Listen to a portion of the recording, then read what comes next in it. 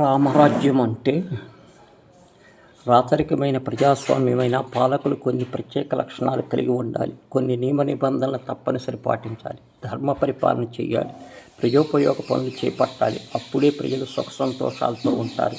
దేశమైన రాష్ట్రమైన సుభిక్షంగా ఉంటుంది. శ్రీరాముడు వనవాసానికి వెళ్ళిన విషయం తెలుసుకున్న భరతుడు అన్నను తిరిగి అయోధ్యకు తీసుకెళ్లి పరిపాలన చేయమని ప్రార్థించేందుకు సపరివారంగా అరణ్యానికి వెళ్తాడు. అప్పుడు శ్రీరాముడు కుశల ప్రశ్నల రూపంలో భరతుడికి అనేక రాజనీతి విషయాలు బోధిస్తాడు. చేయవలసినవి చేయకూడనివి ఏమిటో చెబుతాడు.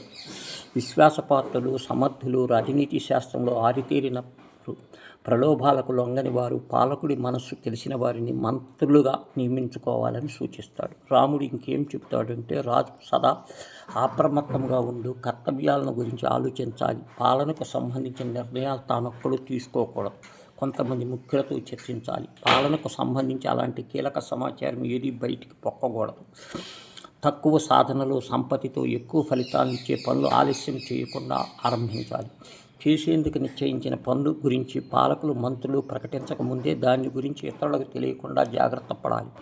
ఏ పని విషయంలోనైనా అనేక మంది మూర్ఖులతో చర్చించడం కన్నా అన్ని విషయాలు తెలిసిన ఒక్క నిపుణునితో చర్చిస్తే మేలు. వ్యక్తుల నైపుణ్యాలు, సామర్థ్యాలు బట్టి ఉన్నత, మధ్య, కింది స్థాయి ఉద్యోగుల ఎంపిక చేయాలి. త్రికరణ శుద్ధి గలవాడు, ఉత్తములైన వ్యక్తులు ప్రధాన శాఖల మంత్రులుగా నియమించాలి. ప్రజలను బాధ పెట్టేలా అన్యాయంగా సుంకాలు విధించకూడదు. నేరం చేయని వారికి శిక్షలు విధించిన, నేరస్తులను వదిలిపెట్టిన ప్రజలు ఆ ప్రభువును తిరస్కరిస్తారు. శత్రువులను నిలువరింపగల సమర్థుడు, వ్యూహాలు రచించటంలో నేర్పరి, విపత్కర పరిస్థితుల్లో ధైర్యంగా ఉండి వ్యక్తిని సేనాపతిగా నియమించాలి.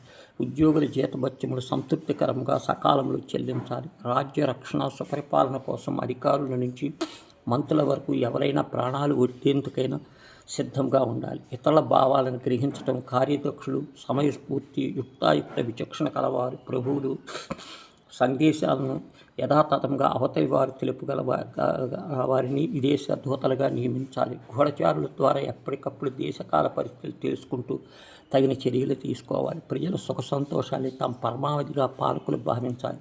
సమాజానికి అపకారం కలిగించే వారికి నేరాలకు తగిన శిక్ష విధించాలి. ఇలాంటి పాలనలో దేశం సుభిక్షంగా ఉంటుందని సోదరుడు వివరిస్తాడు. శ్రీరాముడు నేటి పాలకుడు ఇవే మంచి పాఠాలే కదా.